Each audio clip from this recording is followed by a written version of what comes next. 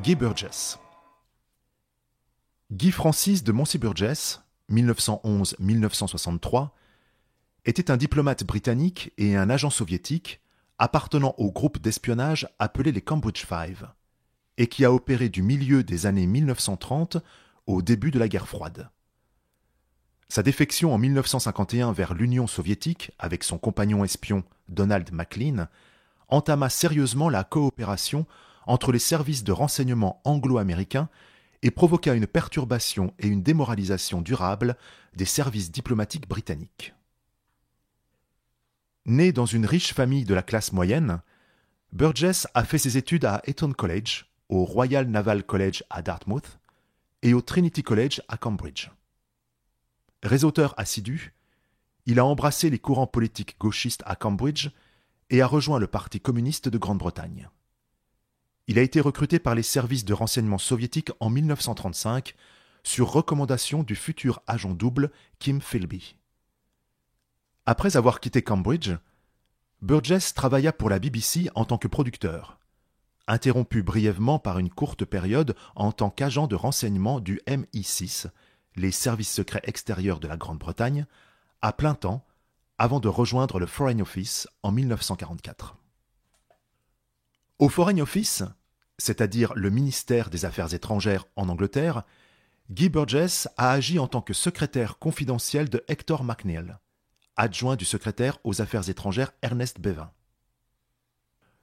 Ce poste donnait à Burgess accès à des informations secrètes sur tous les aspects de la politique étrangère britannique, au cours de la période critique qui a suivi 1945, et on estime qu'il a transmis des milliers de documents à ses contrôleurs soviétiques.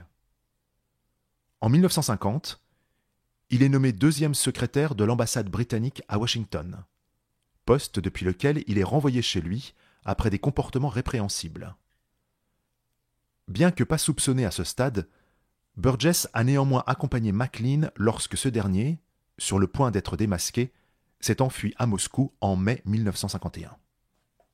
On ne savait pas où se trouvait Burgess de 1951 jusqu'en 1956, lorsqu'il comparut avec Maclean lors d'une brève conférence de presse à Moscou, affirmant que son objectif était d'améliorer les relations entre l'Union soviétique et l'Ouest. Il n'a plus jamais quitté l'Union soviétique. Il était souvent visité par des amis et des journalistes britanniques, dont la plupart racontaient une existence solitaire et vide. Il resta sans regret jusqu'à la fin de sa vie, rejetant l'idée que ses activités antérieures constituaient une trahison. Compte tenu de son style de vie, son rapport à l'alcool notamment, sa santé s'est détériorée et il est décédé en 1963. Les experts ont eu du mal à évaluer l'étendue des dommages causés par les activités d'espionnage de Burgess, mais considèrent que les perturbations dans les relations anglo-américaines, causées par sa défection, avaient peut-être plus de valeur pour les soviétiques que les informations qu'il fournissait. La vie de Burgess a souvent été mise en scène et dramatisée dans des productions au cinéma et à la télévision. Guy Burgess a vécu son enfance dans un milieu bourgeois et aisé. Burgess a eu une gouvernante jusqu'à l'âge de 9 ans et il a ensuite été pensionnaire à Lockers Park, une école préparatoire exclusive située près de Hemel Hempstead, dans le Hertfordshire. Il a bien travaillé là-bas. Ses notes étaient toujours bonnes et il jouait pour l'équipe de football de l'association de l'école.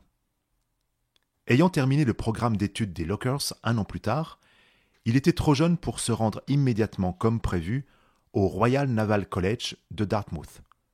Au lieu de cela, à partir de janvier 1924, il passa une année au Eton College, l'école publique la plus prestigieuse de Grande-Bretagne. Après la retraite de son père, Malcolm Burgess, de la marine militaire britannique, la famille s'installa à Westmeon, dans le Hampshire. C'est là que le 15 septembre 1924, Malcolm, le père de Guy Burgess, est décédé subitement d'une crise cardiaque. En dépit de cet événement traumatisant, l'éducation de Guy se déroula comme prévu et il commença à Dartmouth en janvier 1925. Il y rencontra Nous espérons que vous avez apprécié cet aperçu. Pour continuer à écouter ce livre audio sur Google Play Livres, utilisez le lien dans la description de la vidéo.